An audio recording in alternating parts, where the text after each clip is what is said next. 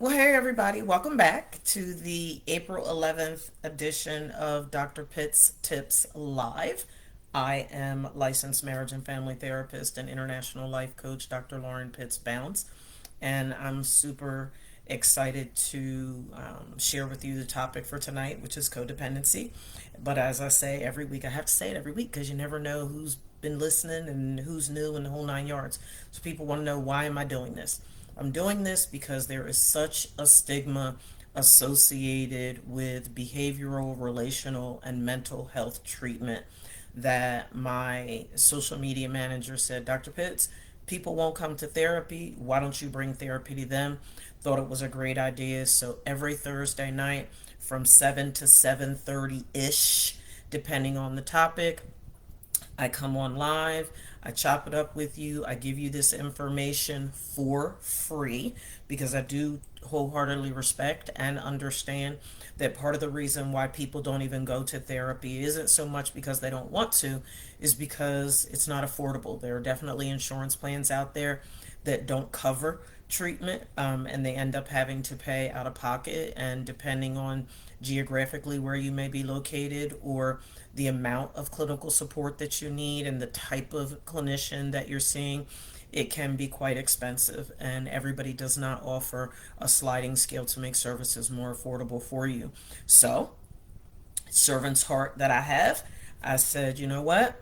That's a great idea. Let me bring this information to folks, and they can't say that they're not getting the information. So here we are. So tonight we are talking about codependency.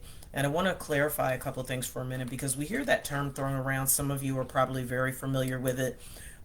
But we hear the word codependency a lot of the times in the context of relationships where there is a person that is addicted to drugs or alcohol. And that certainly is a scenario where we see codependent characteristics and traits rearing their ugly head. But what I will tell you, and as you will learn as we're navigating this discussion tonight, that you can have a codependent relationship even when drugs and alcohol aren't in the equation. It's people, right? And the types of things, oftentimes traumatic experiences, can develop characteristics and traits in you that are codependent in nature. So some of you may be wondering, what exactly is codependency? The dictionary says that codependency is characterized by excessive emotional or psychological reliance on a partner.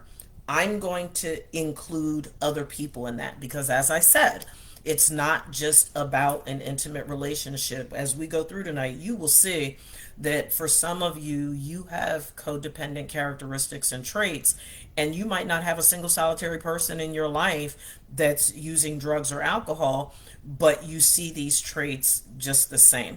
So it's important to note that. But in that, those excessive emotional and psychological reliance on a partner or others, typically one who requires support on account of illness or addiction. But again, you'll find that even when illness or addiction is not present, chances are, depending on the nature of your relationships, you may see some codependent characteristics and traits that are either present in you or present in other people that you interact with. So, what are some symptoms of codependency? So I'm gonna bullet point them for you. Some of them are captain obvious, some of them I'll go a little bit more in detail to make sure you're clear. So one of the first symptoms that we often talk about when it comes to symptoms of codependency is low self-esteem. In other words, you feel like you're not good enough, or you're constantly comparing yourself to other people. That's an indication that you have low self-esteem.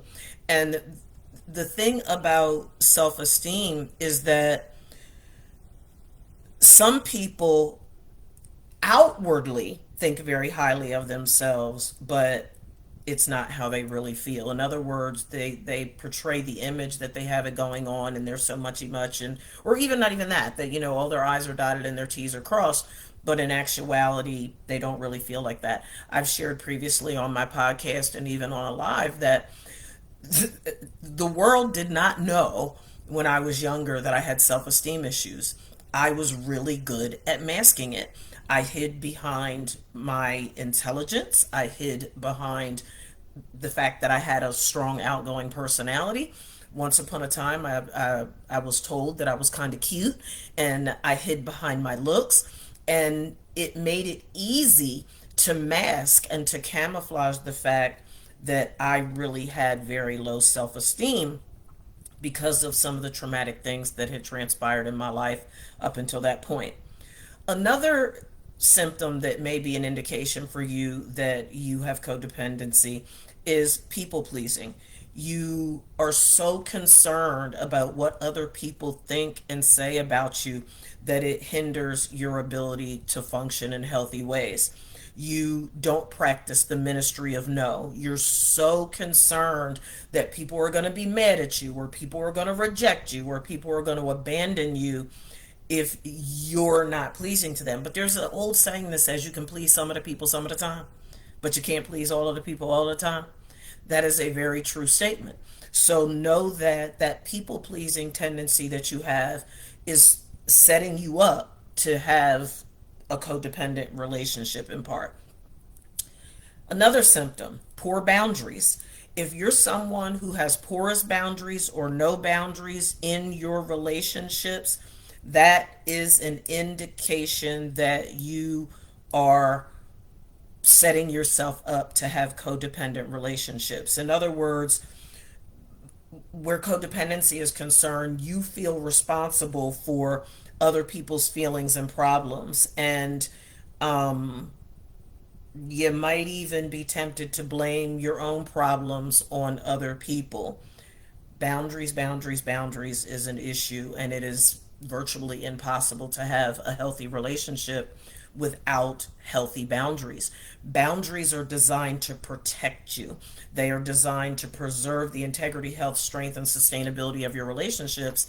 And not having healthy boundaries in your relationships is the same thing that is saying that pretty much anything goes. People can say and do whatever they want to do for you to you. And in codependent relationships, oftentimes that's what happens. Another symptom is reactivity. You guys hear me say almost every single solitary live. I know I say it to my clients all the time. Anytime you find yourself reacting to people, reacting to places, reacting to things, reacting to any type of stimulus, it is an indication that you have difficulty maintaining self control and self discipline. It is an indication that you have poor emotional regulation. If you were to simplify the definition of emotional regulation, it's the need to increase your tolerance for frustration, right? If you go from 0 to 100 in 2.3 seconds flat, and you find yourself persistently overreacting to things that don't warrant the reaction that you're giving, like for real, like people are like, why are you tripping, why you always, why, that's an indication to you that you're setting yourself up to have codependent relationships. And oh, by the way, it's a consequence of poor boundaries too. If you're constantly reacting, reacting, that is a key indication to you that you need to reevaluate the boundaries within your relationships, because what it's saying is people are disregarding what you think, feel, what you're saying, and what you're doing, and they're just, acting any old type of way, and you're allowing them to do that. And you allowing them to do that is the same thing as saying that the behavior that's driving you to be hyper reactive, it's the same thing as saying that that behavior is okay. Another symptom of codependency is caretaking. Whoo, Dr. Pitts, Dr. Pitts, Dr. Pitts. Some of y'all are guilty as charged for feeling like you got to have your superhero cape on. You got to have your bulletproof bracelets and vest and shield and stuff on, because you are the self proclaimed helper and fixer of everybody. You got to do it. You got to do it. And you have to ask yourself, why you got to be the one to fix everybody? Why you got to be the one to give everybody advice, even when they don't ask for it? Why? Why does it have to be you? Mm-hmm. You got to save your complex. Just saying. Something to think about. The next symptom is actually one of my personal favorites because I, once upon a time, suffered from severe control freakitis. And I know that I'm not alone on that island. A lot of times, you being overbearing, domineering, and controlling is an indication that you behave that way because having to control everything and everybody makes you feel safe and secure. Don't get it wrong. We do need to maintain a degree of order and self-control and self-discipline and order and structure and discipline in our lives. We do. But people, we cannot control everything. And goodness gracious, we sure enough can't control anybody but ourselves. We can't. We cannot. My husband brought something to my attention last week, and I meant coming leading into tonight's session to apologize because he said, and he didn't mean it in a judgmental or a critical way, but he brought something to my attention, and I was like, you know what? I owe my audience an apology. I am guilty of, particularly when I am very passionate about something, I I have the ability to come really, really, really, really hard. And what I say, pardon me, what I say to people is you have to know your audience, right? And a work on for me is temperance because when I'm really, really passionate about something, I can almost be dogmatic and just rigid about it. And what my husband said to me last week was, babe, you dropped that sledgehammer. And the reason why I feel like I owe my audience an apology is because I'm not a hammer. I don't ever want people that I am committed to helping to feel like they're my nails. It is not my job to hammer you emotionally, physically, spiritually, intellect. That's not my job to do. My job, what I am called to do, what I am purposed to do, what I am predestined to do, what I am anointed to do, is to help people through my speaking, my teaching, and my writing. And my therapeutic practice falls under all of those umbrellas. So I want to genuinely and sincerely apologize for dropping that sledgehammer last week when we were discussing parenting. If I made anybody feel like they were a nail and like I was knocking them in the head, please, please, please accept my most sincere apology because that was not my intention. But that ties into control, right? Recognizing that the reason why people are so determined to control everything and everybody is because it's a means for them to try and feel safe and secure, but it's also a setup for codependent relationships. The next symptom is dysfunctional communication. That's pretty self-explanatory. You have difficulty communicating your feelings, your thoughts, and your needs. And oftentimes, because you really struggle to do that effectively, it can come out as screaming, as yelling, as hooping and hollering, cussing, fussing, threatening, um, being passive aggressive, sarcasm. All of those things have the ability to demonstrate that your communication style is dysfunctional. And just a moment ago, like I took ownership of the fact that I recognize there's times that I can come so hard that I'm defeating myself because people are not going to receive your message if your delivery is a certain way. Now, yeah, there are some people that you know what they okay screaming, yelling, hooping, howling, cussing, fussing, and they'll make excuses for you in the whole nine yards.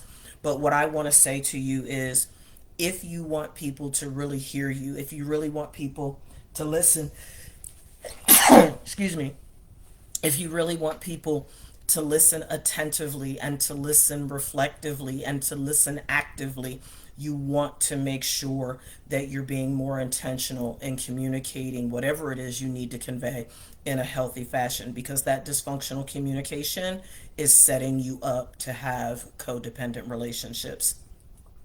The next symptom, obsessions.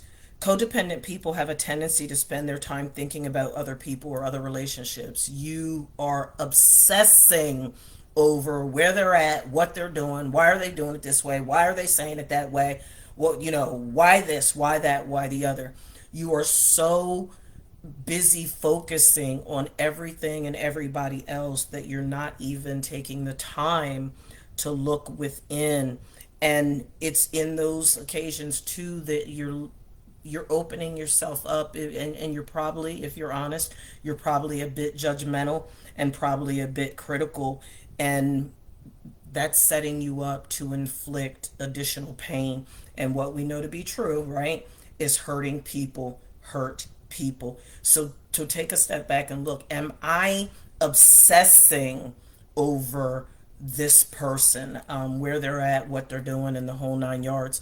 So the question on Instagram is, how do we not be that way? You all, that's a great question. You all will hear me say over and over and over and over and over again. And I sort of kind of apologize if I make it sound easy, but it is all going to come down to choices. A big part of our ability to function in more positive, productive, healthy ways is, think about it this way. This is an easy tell. If several people are constantly telling you the same thing about how you communicate, that is an indication to you that that doesn't work on for you. If people were telling you, I don't know, I'm not real big on slang, so I don't know what the appropriate slang today is. If somebody is acting a plumb fool, screaming, yelling, hooping, hollering, cussing, and fussing at you, back in the day we used to say, "Why are you tripping? You on some craziness right now, right?" If they're telling you the same thing, that's an indication to you that that's a work on. Hello? Do the self check.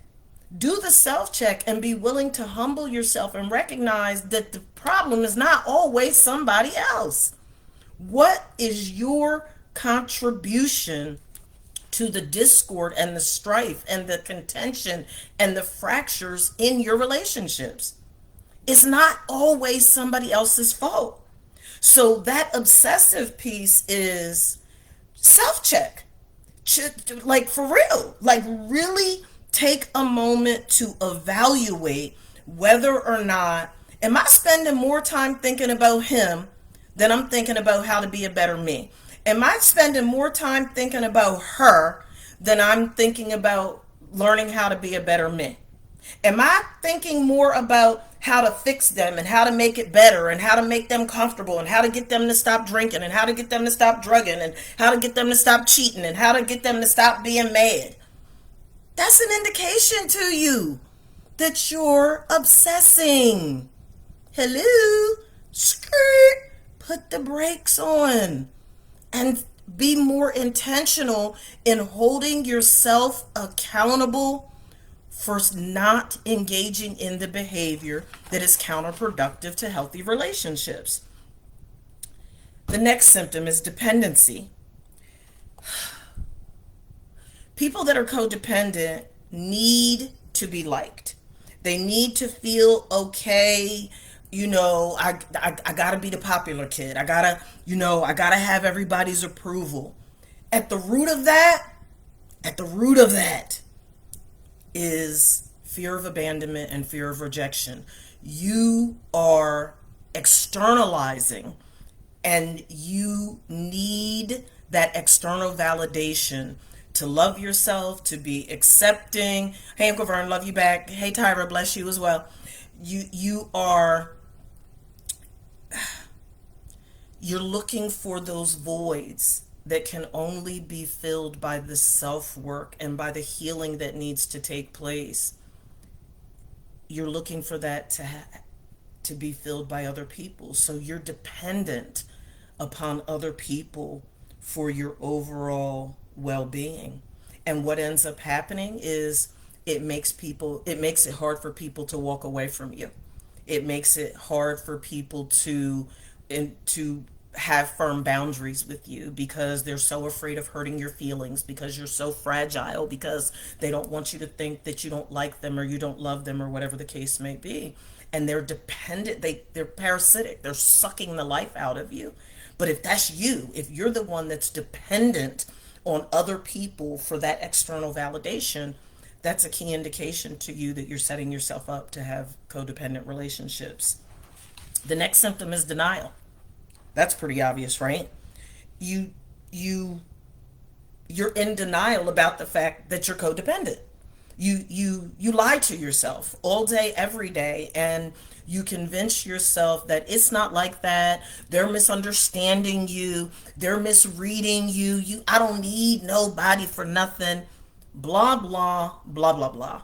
But you're the same person that let somebody go too long without calling you or without emailing you or without texting you, and you having a whole cow. Why?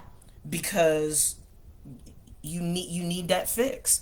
But you're in denial about the fact that you're it's like that relationship is a lifeline for you, and you feel like you're dying. You feel like you're relationally suffocating if you don't have that.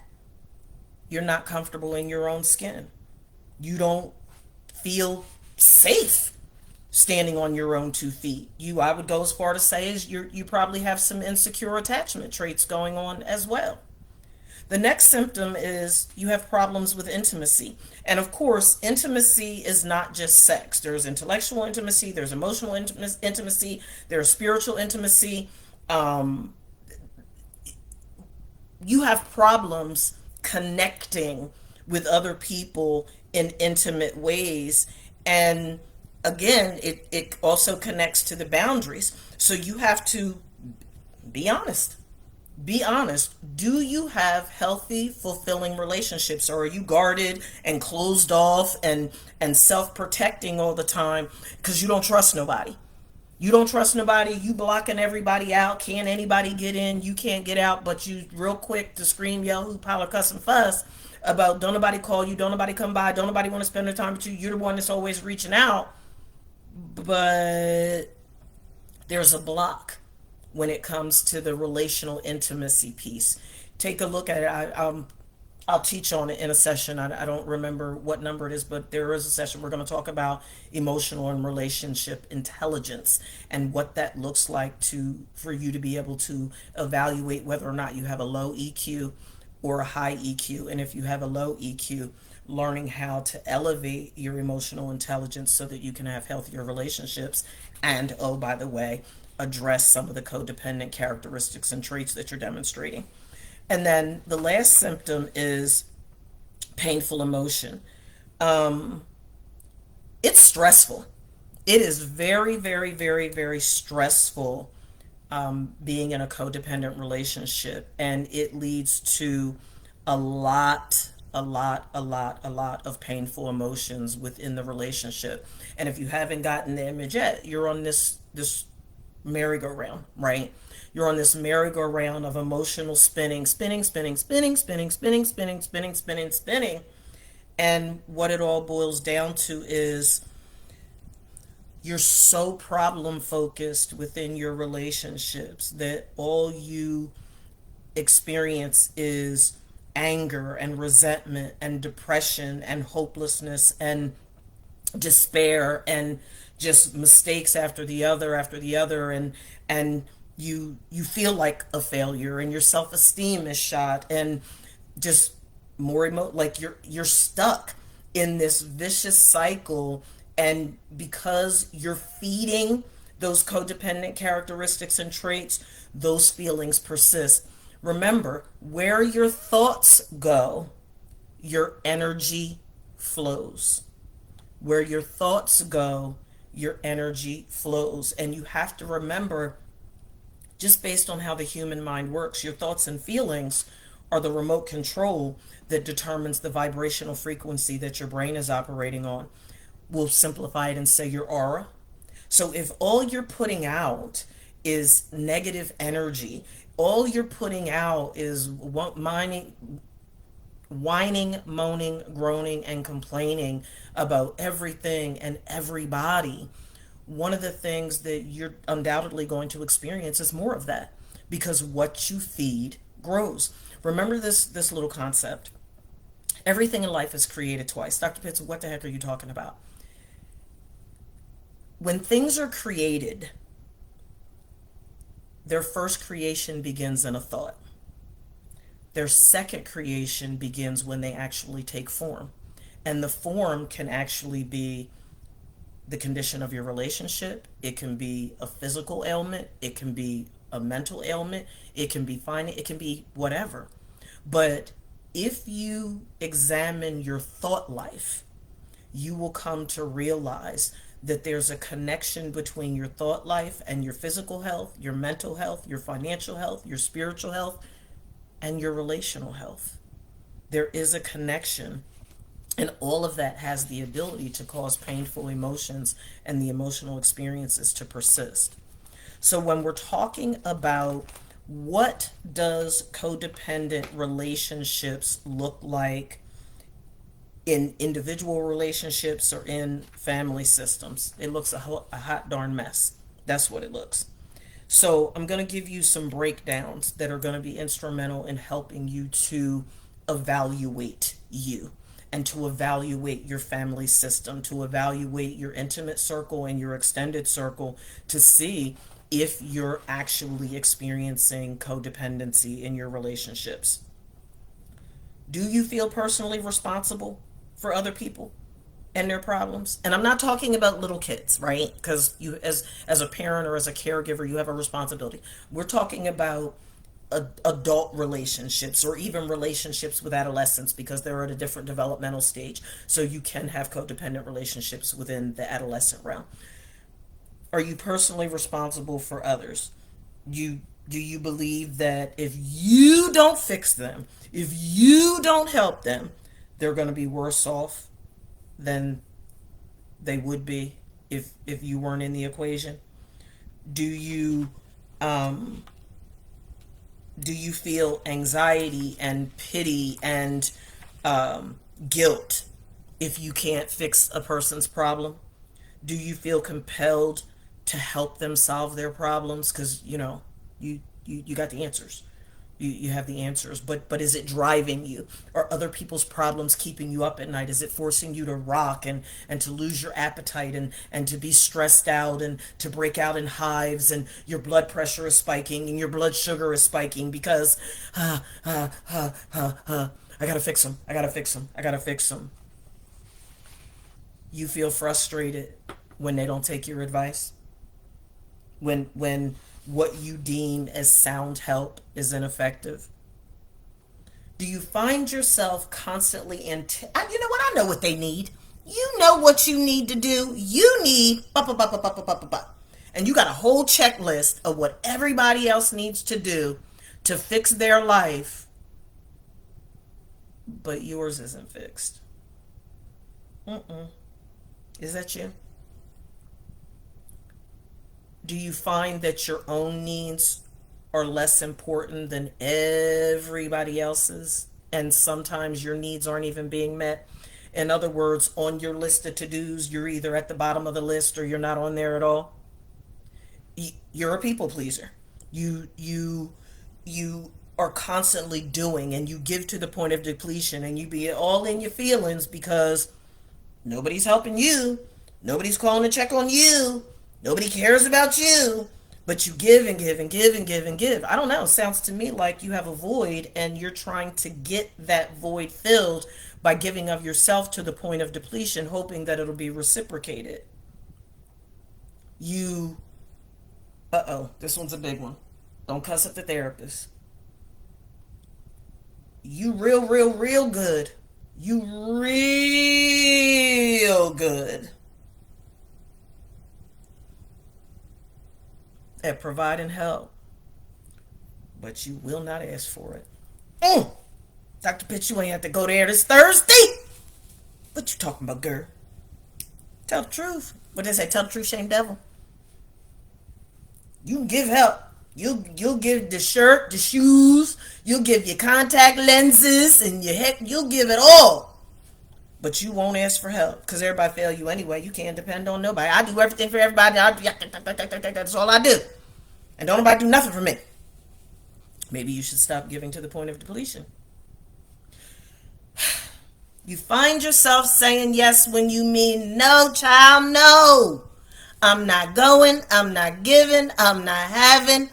You won't practice ministry enough. You know what you do? You say yes and you whine, moan, groan, and complain about the fact that they keep asking you, but why you mad? You keep saying yes, so why wouldn't they keep asking you? If you're honest, you don't know what you want or need, and you downplay your needs and wants. Oh, it's not that important. I gotta take care of Mama Nim. I gotta take care of Auntie and Nim. I gotta take care of everybody. But you're not taking care of you. You the king and queen of angry outbursts. That's easy for you. You are the king and queen of pistivity. You just, I, I just cannot believe that this happened to them. But it's happening to you too.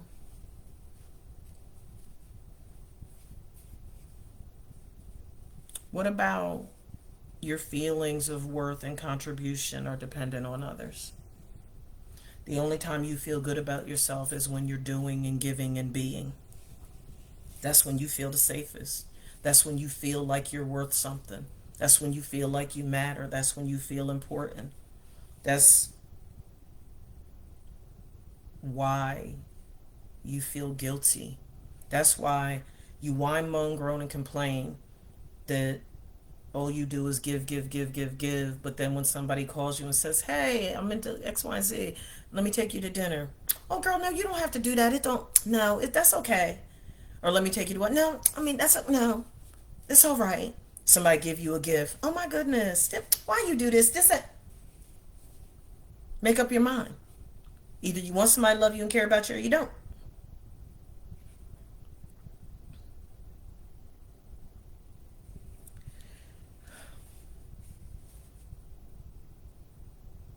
You find yourself attracted to needy people.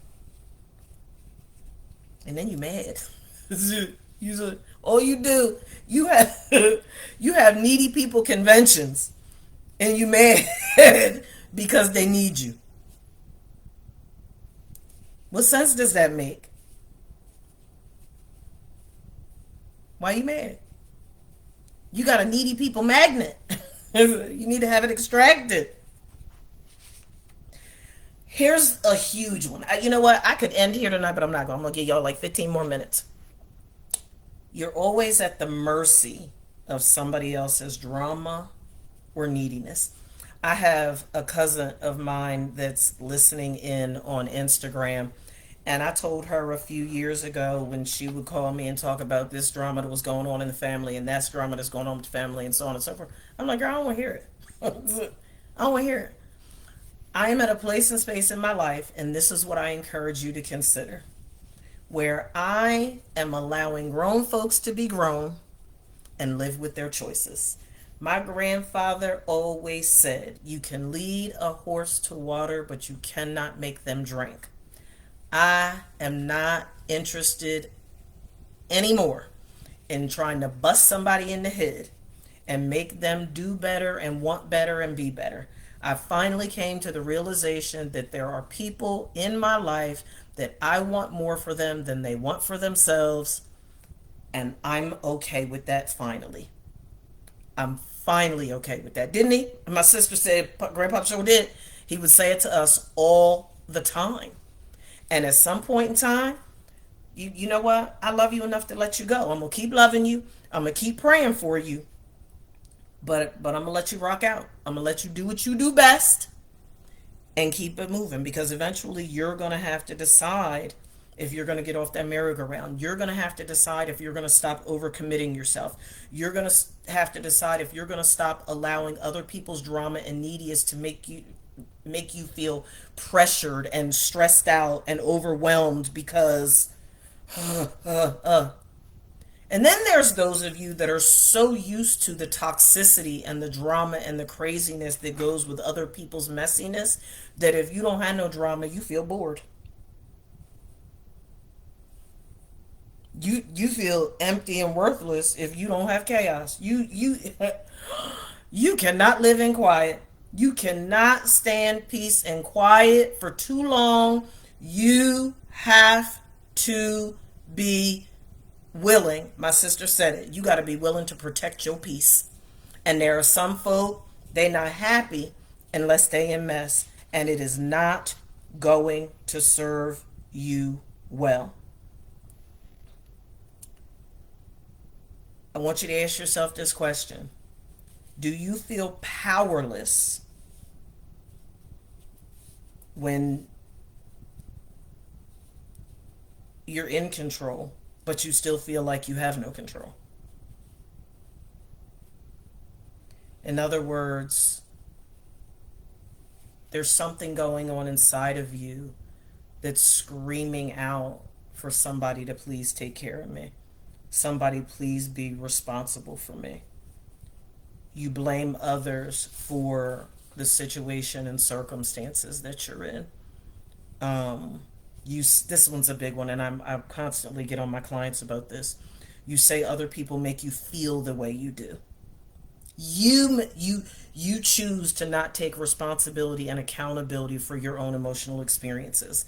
It's always something somebody else said or did or whatever the case may be, and you don't take responsibility and accountability for your own experiences.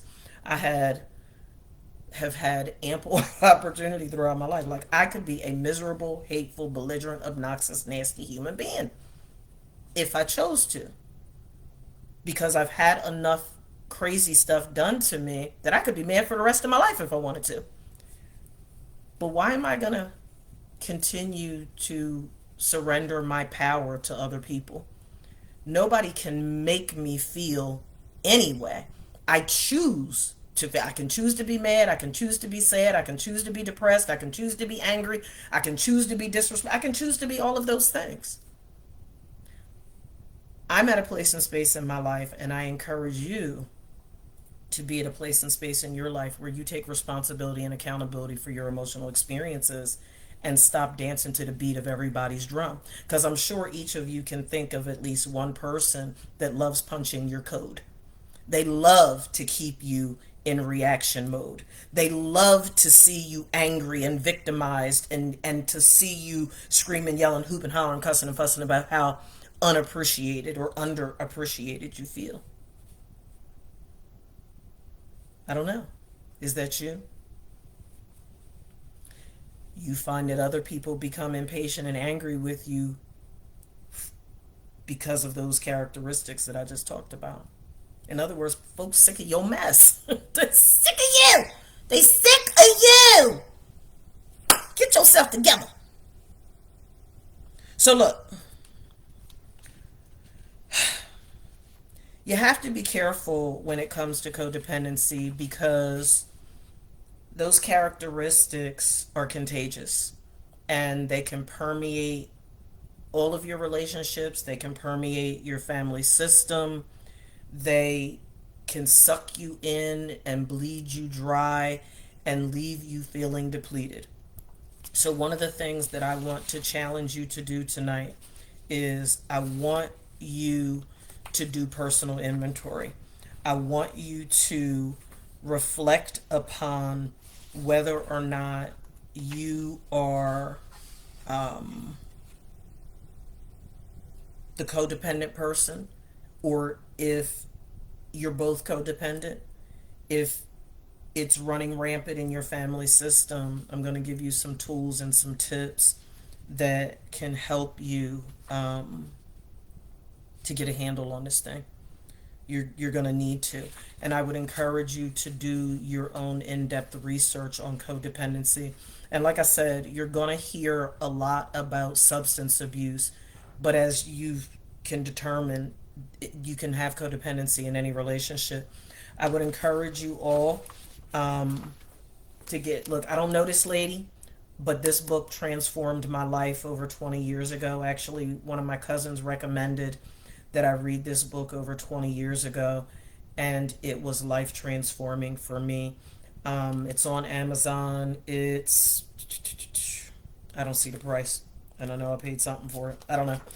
But this book will transform your life. It will really be instrumental in helping you to get a handle on the codependent behaviors. It's going to help you to put some things in perspective. It's going to help you to view yourself and your relationships differently. So I strongly suggest that you consider getting that as a resource to help you. So, how do you heal from codependency? How do you break these characteristics and traits that I've pointed out to you tonight?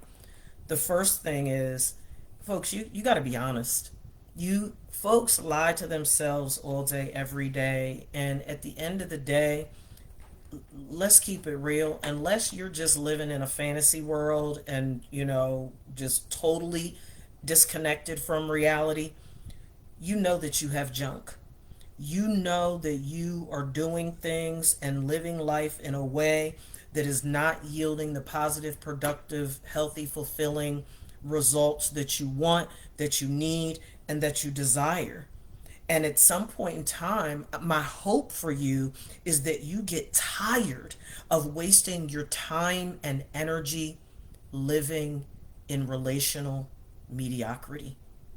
At some point in time, you have to decide that you're going to pursue more and different and better within the context of healthier, more fulfilling and sustainable relationships. The second tip for you is, you gotta check this negative thinking. This is your downfall. You if if you can honestly say, and I mean honestly, if you can honestly say that you're a pessimist, it's time for a mind overhaul. If you're navigating life with all of that toxic thinking, it is causing every area of your life to be adversely impacted. You're a Debbie or a Donald Downer. You walk in the room and the flowers wilt. like you you walk outside and the sun goes down. Like, what are you doing? Like, at some point in time, you've got to stop thinking negative, and there's so many different ways to go about doing that. I'm real big on affirmations because I believe that negative thinking is just conditioning, right? There's so much stuff that people have to be willing to unlearn and relearn healthier ways of living and being and existing. It's intentional, it's deliberate.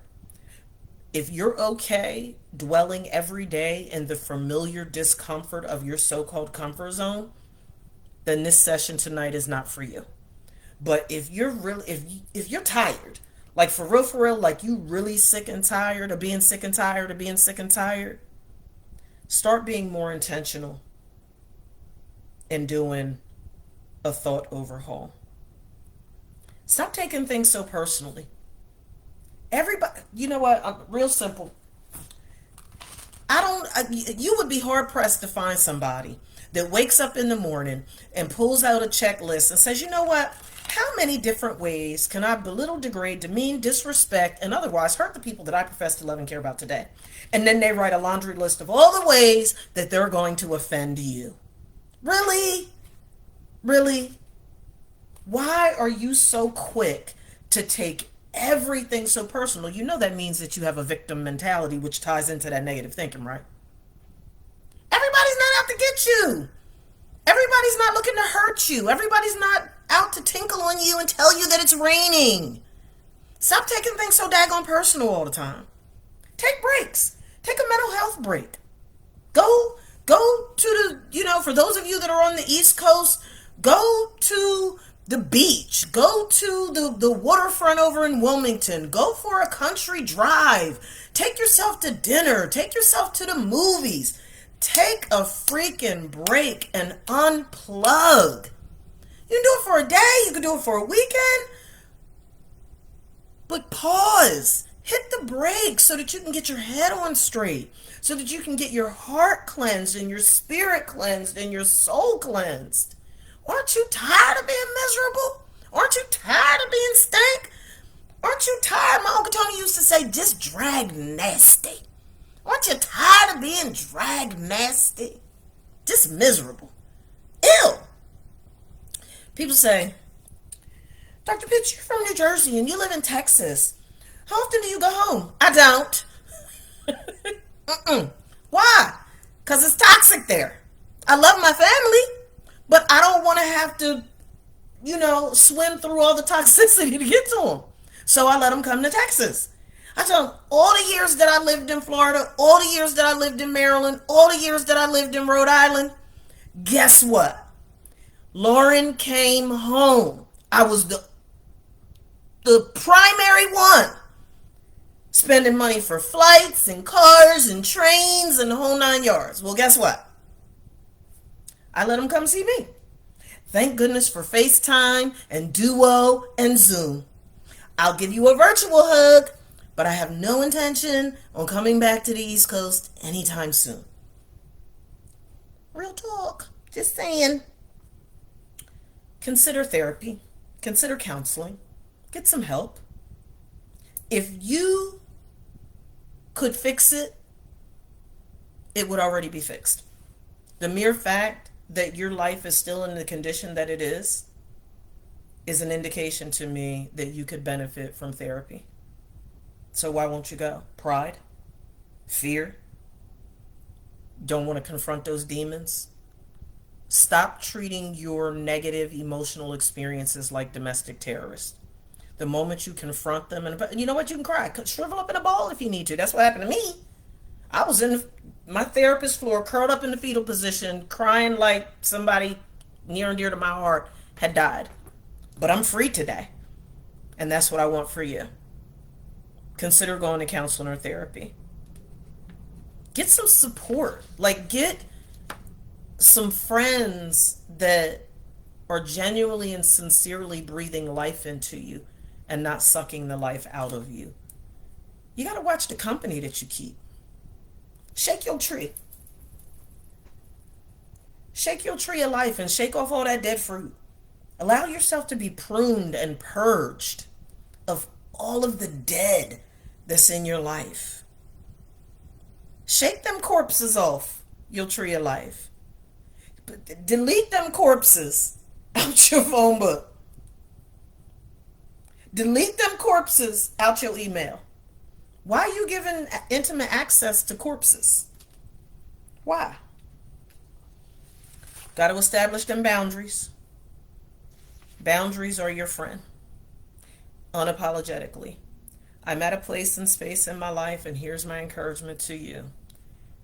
Sharing DNA with you, hanging on the same family tree with you, knowing you my whole life, does not mean that I have to grant you top security clearance intimate access to me. That's earned. And the other thing that my grandparents used to tell us all the time is when people show you who they are, believe them. Y'all better start believing, folks. I don't care that we hang on the same family tree. I don't care that I've known you my whole life. If you are not exchanging life-giving energy with me, I have to revoke your access. I have to. It doesn't mean I'm not even mad. It doesn't mean I don't love you. For real, it doesn't even mean I don't like you. But your behavior is such that it's unhealthy for me to allow you to have intimate access to me. So access denied. When I see you, I'm civil, I'm cordial, but I'm not reaching out. I'm not giving you an entrance to disrupt my life and my peace. I will pray. I will intercede. I will thank God for your healing and your deliverance and all of those things. But you're categorized. You know how in secure buildings, when you go in to see somebody and you don't have a badge because you're just there for a job interview and you got to wait at the front desk or in the lobby and they send somebody to get you and escort you and they tell you when you get done, you stay right here. We'll send somebody back for you. That's where I put people. Everybody don't deserve access. When people show you who they are, believe them and put those boundaries in place unapologetically. Stop allowing people to cause you to feel like you have to defend yourself. You don't. I didn't fire you from my life, you fired yourself. And I'm okay with that because the access you had been given, you didn't handle appropriately. And that's my recommendation for you. Does anybody have any final questions for me? I have a session in 11 minutes. Any questions? Any questions? Any questions?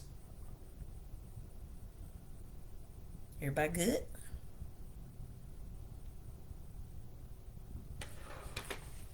Wait a couple more minutes. Oh, everybody cool? Okay. I feel like I hosed you in the face tonight, but it's all in love because I want you to be the strongest, healthiest, best version of yourself that you can be. And like I said, that's why I do this for free.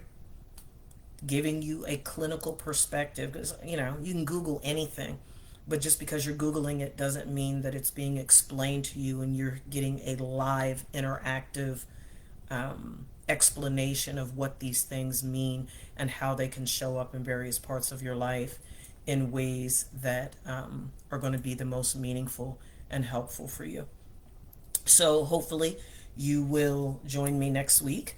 Same bat time, same bat channel. Next week we are taking a deep, deep, deep, deep, deep dive into self-esteem. Woo, yeah! We're going to talk about self-esteem. So hope to see you back. You all have a great, great, great evening. I'll see you next time. Bye-bye.